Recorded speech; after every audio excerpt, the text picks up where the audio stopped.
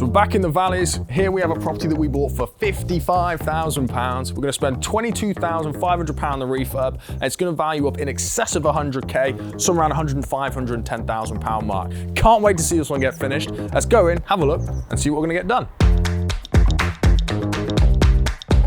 So with this house, it's not in bad condition. It's just dated. Like, it hasn't been updated in years and years. The people who used to live here, they smoke, so it smells quite a bit. Starting with the front door, it's in good condition. We are gonna spray this, clean it up, give it a new lease of life, but the door itself is in good working condition. The handle works, the lock works. We'll change this knocker for something a bit more modern and less corroded. We've got our electrics up here. And if you have a look up there, you can see that they do indeed need a rewire. It's been a while since we looked at it. And to be honest, most houses down here, they tend to need a rewire. There's a lot of little quirks that you get in the valleys. One of them is this little vestibule area. So we're gonna take this out because it just doesn't make any sense. What we'll do is we'll extend the carpet through to here. It's effectively like a doormat, but it's like a carpet as well. So you fit it like a carpet, but you can wipe your feet on it. A nice way, keeping it clean. You're gonna have an extra mat on top. Nice little place for people to come in. Moving through, we've got this hallway. We've got a little cupboard in here, which we're gonna turn into a little coat hanger, a bit like it already is, just obviously newer and nicer. We'll have new radiators throughout. We're gonna strip back all of this terrible old wallpaper. On the whole, we think the plaster's gonna be okay. We should get away with just bonding and skimming, but we are prepared to fully take this back to brick if we have to. But, you know, it smells and this wallpaper is just not really great for a value. It's really dated. Obviously, we've got some lovely swirly carpets from quite a while ago and some old school doors. So I have new doors on this. We're either gonna go for the cottage style or we're gonna go for the big ladder style. They're still gonna look really modern. New door frames as well, so all new joinery throughout. In here, we're gonna go for laminate. We might even get away with some LVT, which is really nice. But we've spec'd for laminate through the living space and into the kitchen. Everywhere else will be carpet and obviously vinyl in the bathroom. You can see here that this at one stage used to be 2 rooms. We're gonna leave it open plan. There's no point building more rooms in it and trying to squeeze the space in. It doesn't make sense. People like an open plan living space. You can see here the plaster actually isn't that bad and the wallpaper is coming off fairly easily, which is good. We don't have any damp in this house. There's the odd bit here and there, but by and large it's pretty dry. That plaster's pretty dry. We should be able to get away with bonding and skimming that. Obviously new radiators, remove these curtains, tie up around the windows. Windows themselves are okay. They are this kind of dark brownish, which aren't great. So we're gonna paint the outside window sills. We're gonna paint window frames on the outside as well, just to make them look a little bit fresher. And that way, when you first see the house, you've got this awesome impression of a really nice property, high-end property. In this area, they sell like hotcakes because there's just not that many of them. There aren't that many new houses. Most houses tend to be a little bit dated like this one. Maybe not as bad, but traditionally that's what we're looking at. The fireplace will stay, or rather we will keep a fire here most likely, although it is a bit of a weird location. It's literally where the wall used to be. Obviously we'll lose the actual surround and the hearth. Not a huge fan of that. Probably end up putting the fireplace black in or putting a more modern one in. Moving through this way, we have the kitchen and the understairs cupboard. And here is where we have a little bit of damp, so you can see the plasterwork literally falling off the wall down here. It's not a bad little space. I'm sure we can use it for something other than just storage. Maybe we'll move the boiler in here. At the moment, it's in a bedroom upstairs. Well, this wall is just falling apart and it is a little bit damp. That being said, this is the only place in the house where we have some damp, so good news there. Moving into the kitchen. This is actually quite a small kitchen, and this is an interesting house because the first time we're gonna be looking at doing a rent to buy, i.e. we have a tenant, they pay us a monthly rent, the same as any other tenant would, then they pay a little bit on top. And that little bit on top goes into a separate account, it builds up, and after 5, 7, 10 years, whatever you agree, that money is then used as a deposit for tenants to buy the house from you. Now the good news here is the tenants usually have a little bit more say in what goes on in the house. They can do some painting and stuff like that. So they feel more in control of what they do because they're likely to end up buying it, and hence they tend to look after it better.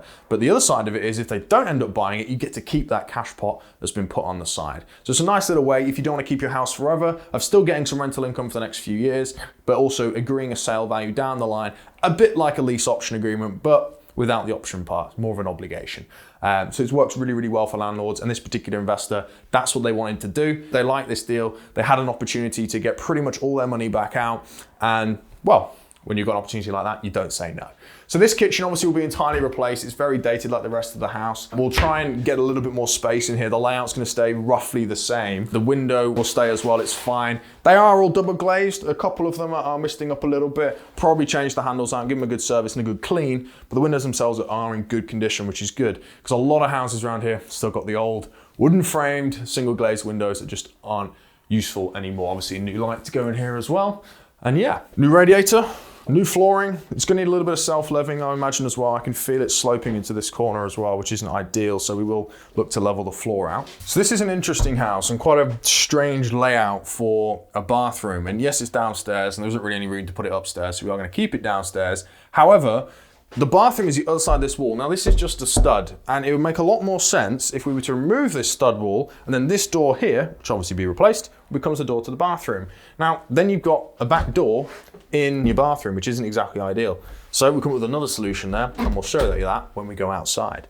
But moving into the bathroom, it's not actually a terrible size in its current condition. You can see we do have the old school avocado bathroom suites. All this will be replaced. And when this wall comes out, you can already see it'll just open this place up an awful lot better. We're likely gonna go for an L-shaped bath, probably this way with the shower on that wall, but we may keep it where it is and put the shower in its existing position. The toilet obviously needs replacing, the radiator will be replaced, new sink. We're gonna go for tiling in here, and we're gonna go for vinyl on the floor, similar to the way it is now, obviously with a much more modern design, so it doesn't look quite as rough and ready. And all this Artex will be skimmed smooth.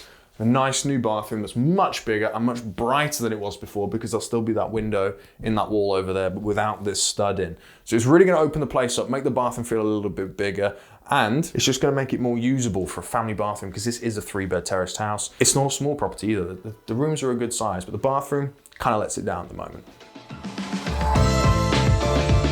Moving upstairs. You know what, the stairs are good. Obviously this banister is very, very stable and will probably stay. New walls again, new skimming. We'll need to heighten this banister a little bit and obviously give it a bit more support. The window again is in good condition, and we can see the roof out here at the back for the kitchen. The bathroom is in good condition. The guttering's in pretty good condition. A few gutters are gonna need replacing, a few will need cleaning out. We haven't got to deal with rendering problems, not dealing with rising damp here. We're not dealing with problems in the actual roof slates itself. The house is in good condition. It's just really dated. It's just decorative, a new heating system, new rewire. And once we're done with this, it's a really, really nice 3-bed property. This at the moment is a smaller room. This is currently a 2-bed. We do have a boiler in here, which we'd like to move downstairs. The pipework does run into the living room, so it's not ideal, but we could drop it down and then put it in that understairs cupboard. That would make a lot of sense. But the room's not too small. We do have a massive wardrobe in here, which is locked at the moment, which is very interesting. You can see that there's quite a decent size to it, and this bedroom actually isn't that small. You can still put a double bed in here, big wardrobe. It's a really nice size room, and this will become the biggest room because in the other room, it's an awful lot bigger. This bedroom, it's hard to tell whether or not this was a 1-bed or a 2-bed to begin with. There is quite a clear dip in the floor where you'd expect there to be a wall down the middle. We're gonna reinstate this wall. We're gonna make this into 2 front rooms, make it into a 3-bed house. This room is massive, it's absolutely massive. And it doesn't make sense to just leave it as 1 room when we can get a 2nd room in here and obviously create a 3-bedroom property rather than 2-bedroom property. What we're gonna have to do to make this happen, obviously with doorways and access, is we're gonna chop into that other room a little bit, and we'll create a bit of a corridor here. So then the door is here. Effectively that door will stay, but it'll move over a little bit here. We'll have another door the other side of the room for this room here, and then obviously that door at the back where the other bedroom is will stay where it is, and there'll just be a little kind of cut out, a bit like you would have a chimney in the corner of a room. You're barely gonna notice it in the other room, but in here, it means we've got plenty of space. Both of these rooms will be over 7 meters squared, so they're not tiny rooms. You can get a good sized bed in it, you can get furniture in it, very, very livable. A lot of the houses in the valleys have got sloping floors, and you can probably see it on this floor here. I'm not stud straight. That is more kind of level with the floor, perpendicular to the floor. We could look at kind of bolstering this up and flattening it out, but ultimately it's not worth it. The house is solid. There's no structural problems, and just because you've got sloping floors doesn't necessarily mean there's any problem with the house. There's probably some subsidence at one stage, probably a little bit of movement, but we're in the valleys. Houses are built on hills like this. Things are gonna move over time, things are gonna settle over time, and it's okay as long as there's no further movement. And as you can see, this is an old property, hasn't been decorated for a long time, hasn't been replenished for a long time, and we're not seeing cracks in the walls, we're not seeing movements in there, so we know, how old is this stuff, do you reckon? 15, 20, 25 years old at least? And we've got no cracks in the last 15, 20, 25 years. We've got no concerns about this. We have had a survey on this property as well, and they found basically nothing wrong with it other than it's dated, the electrics need upgrading, so on and so forth. The house is in good condition. So a nice 3 beds up here. In here, we've got a little bit more cupboard space, a little bit more sort of usable room. We're probably gonna just use this as, again, more storage, tighten it up, put some fresh shelves in, paint it, but we don't need to spend money on this, so we're not gonna spend loads of money on it. This whole property we got for £55,000. And thanks to the market at the moment, we were hoping for a £92,000 end value. Given the time it's taken to buy this property with conveyancing, everything slowing down, the stamp duty holiday, the market's moved up a little bit and we're expected to get somewhere between 100 and 105 on this when it's all done. And you're looking at £22,500 there or thereabouts refurb on here, which again is really, really good. 22.5 grand, completely transform a house. New kitchen, new bathroom, new flooring throughout, new plasterwork, rewire, replumb, the whole thing. Plus obviously all the painting and everything to go with, 22.5 grand. You really can make good money in property and there are still deals to be had. We got this one back in August and we completed on it about 4 weeks ago. We've had 3 different quotes on this, really kind of ranging in price, and it comes down to the relationships you have with people in the area and whether you want to balance time or cost. We could have had this done probably about 4 weeks faster than we're gonna have it done had we spent an extra 6 grand on the refurb. That just didn't make sense to me. On a deal like this, especially if you buy stuff like this cash, time is less important than getting the refurb done for the right price. You don't want to be spending an extra 6 grand on refurbs you can get in and out in 6 weeks. You're not going to get that much extra profit from it. When you work out your return on investment, you're better off on these deals keeping your costs low so you can get your money back out, or if you're selling it, you can get the maximum margin that you can, and hence make obviously the maximum profit. Something like a development deal that takes a little bit longer to go and you've got large development finance, interest payments, etc., then yeah, you're going to want to weight in the favor of time, or at least balance between the two. Something like this, buy them cash, take your time with it, get it right, and keep those refurb costs low. And that, in essence, is how you make a buy refurb refinance work. So, how are we gonna get out to the rear yard? And what does it look like? Let's go have a look at the back of this house, have a look at its garden.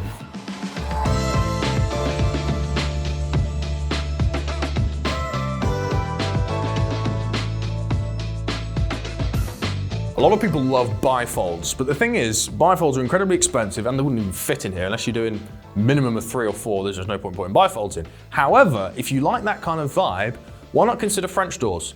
French doors are kind of like a half door, a little bit thinner than normal, so they're about as wide as this window. They open in the middle.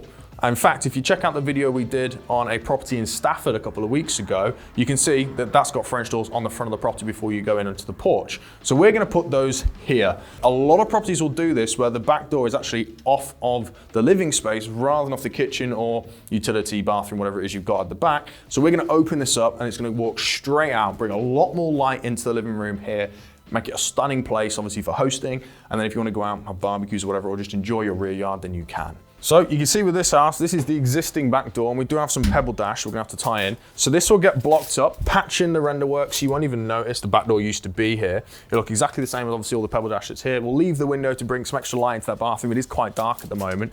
And you can see here, this is where our French doors will be. So effectively just gonna cut down here, obviously put a bit of a sill in, get rid of this, open this back up and create your nice walkway out into a rear yard that actually doesn't need a lot doing with it. Yeah, we've got some old dead bushes and some bins and things, but if we clean this up, and if you look at the back of the house, it's not in bad condition. I mean, I know it's not the sunniest of days or even the darkest of days, but it doesn't look bad. You've got no clear signs of water running down. You've got no signs of penetration. The windowsills could do with a little bit of attention and we're gonna paint those up black. The house is in good condition. Even the fascia's in good condition and the roof's fine. Bit of repair work here and there, but all in, it's good to see a house that's had a little bit of maintenance, so it hasn't just been left to rot, even though they probably didn't have the money or the desire to refurb the inside. They've looked after the important bits, and if you're owning your own house, make sure you look after the important bits because that's where the cost comes from. And if you do have big problems with it, you can only sell your house then to developers, investors like me, who probably aren't going to pay full whack for it. Into the back of the garden here, we have a garage with, I reckon that door's salvageable. Smells dry. Obviously it's not clean, it is a garage, but it's got a new roof on it, which is really good to see. And this back door from the inside looks like it's in pretty good condition. From the outside, it does need some TLC, needs some new paintwork. They can clearly see they've bolstered it up a little bit. We're not gonna spend loads of money in here because you don't need to. It's gonna stay as a storage area. You can actually fit a car in here and there is a little road out the back, kind of like a track where you could bring a car in if you wanted to. In reality, most people don't do that. Most people park in the street, and every time I've been here, I've had no problems parking, which is always a good sign. And the likelihood is most people around here only have 1 or 2 cars anyway, and if they do, they're quite small. A lot of windy, narrow roads through these towns. So we don't want to spend loads of money on this, put a new floor in and plastering or anything like that. It's just a garage, it's just a shed. It needs to be safe, which good news is obviously we've got nice strong roof. We'll patch it up, give it a clean, we'll get rid of the rubbish obviously, put it into a presentable standard. Something like this, when someone walks into it, you're not gonna get a wow factor from it. That's not the point of a place like this in your flip. The point is they've got to walk in and not go, oh, I hate this or it needs work. If you can get rid of that, then it's not going to detract from your value. You might not be able to add to your value anyway, even if you did do something with this space. Just make sure it's presentable, make sure it's safe, make sure it's clean. Man, houses I go into these days, even after refurbs, they haven't been cleaned before you put them on the market, and you go into a view and you just think, it doesn't have that same punch, that wow factor that most people would expect. And if you're buying for your own home, it's emotional based, you've got to appeal to that. So make sure you finish your house well. That's what's really going to drive the end value up, especially if you're selling it, and indeed if you're refinancing it. So always do that. A lot of the area around here is really, really good. I mentioned this at the start of the video for sales and for refinancing. All of our refinances in this area have come back spot on or slightly over. Now, when we are going to come to actually revalue this, we're going to tell the buyer it's worth about £110,000.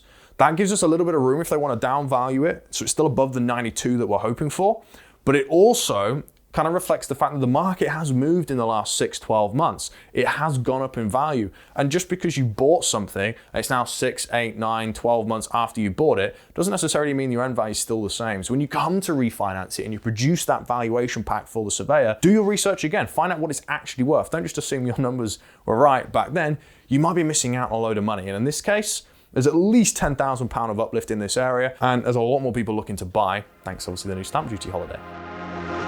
There's a lot of people looking to get into property investing at the moment. A lot of people specifically looking to deal source. And a lot of people have deals, but for some reason they can't sell them. Well, stuff like this, deals like this, we can sell every day of the week, any day of the week. So if you want help selling your deals, please get in touch with us. We're more than happy to co-source with you. There's no upfront fees. You get a third of the fee that we sell the deal for, and we'll work with anybody regardless of whether or not you've had training. So if you've got good deals and you have to find them, get in touch now at the link below.